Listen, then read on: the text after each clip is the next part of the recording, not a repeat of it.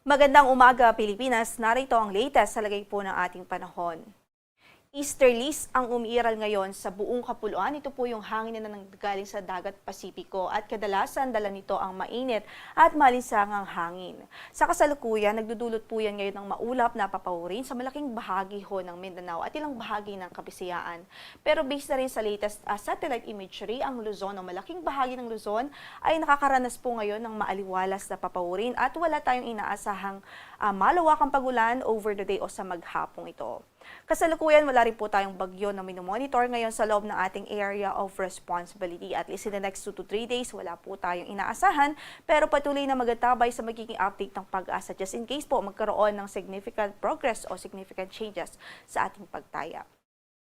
Samantala, para sa pagtaya ng ating panahon sa araw na ito, asahan pa rin natin ang bahagyang maulap hanggang sa kuminsan ay maulap din naman na panahon, pero mababa po yung tsansa ng mga widespread na pag-ulan. Usually po mga localized thunderstorms, mga isolated o pulo-pulo na pagbuhos at dagli ang pagbuhos ng ulan lamang due to mga localized thunderstorms. Yan po ay iiral dito sa Metro Manila at natitirang bahagi pa ng Luzon.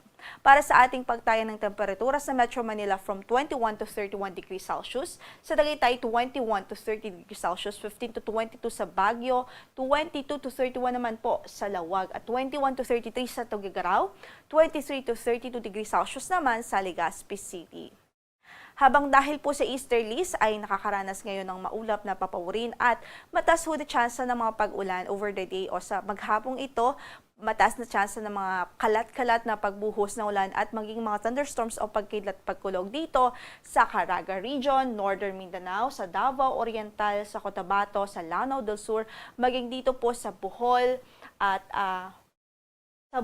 at Southern Leyte dahil po yan sa epekto ng easterlies. Samantala sa natitirang bahagi ng Kabisayaan at ng Mindanao ay generally bahagyang maulap hanggang sa maulap ang magiging papawirin at kung may mga pagbuhos man ng ulan ay mga panandalian lang at usually po sa hapon at gabi. Samantala sa pagtaya ng ating temperatura sa Tacloban 24 to 32 degrees Celsius, sa Cagayan de Oro 24 to 30 degrees Celsius, sa Davao 24 to 33 degrees Celsius, sa Zamboanga ay 23 to 34 degrees Celsius, 24 to 32 naman sa Puerto Princesa City, 25 to 31 sa Cebu, at gayon din sa Iloilo habang 25 to 32 naman po sa Kalayaan Islands.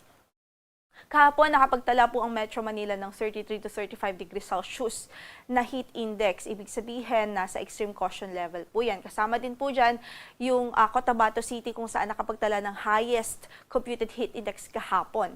41 degrees Celsius po ang inabot na init factor doon sa Cotabato City, Maguindanao. At para sa pagtaya o forecast natin ng heat index para sa araw na ito sa Metro Manila, 33 to 36 degrees Celsius ang inaasahang magiging range, habang sa Cotabato naman ay 40 degrees Celsius.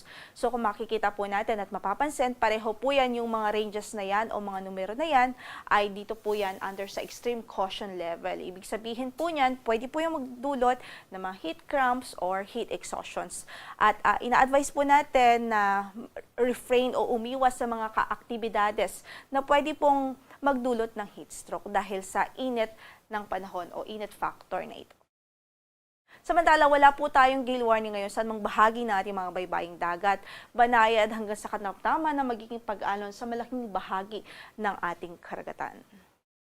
Ang sunrise natin today is 6 a.m. Maya-maya lamang ho yan, habang sunset makamayang gabi is around 6-7 p.m. Yan ang latest mula dito sa Pag-asa. Ito po si Lori de la Cruz Galicia. Magandang araw po.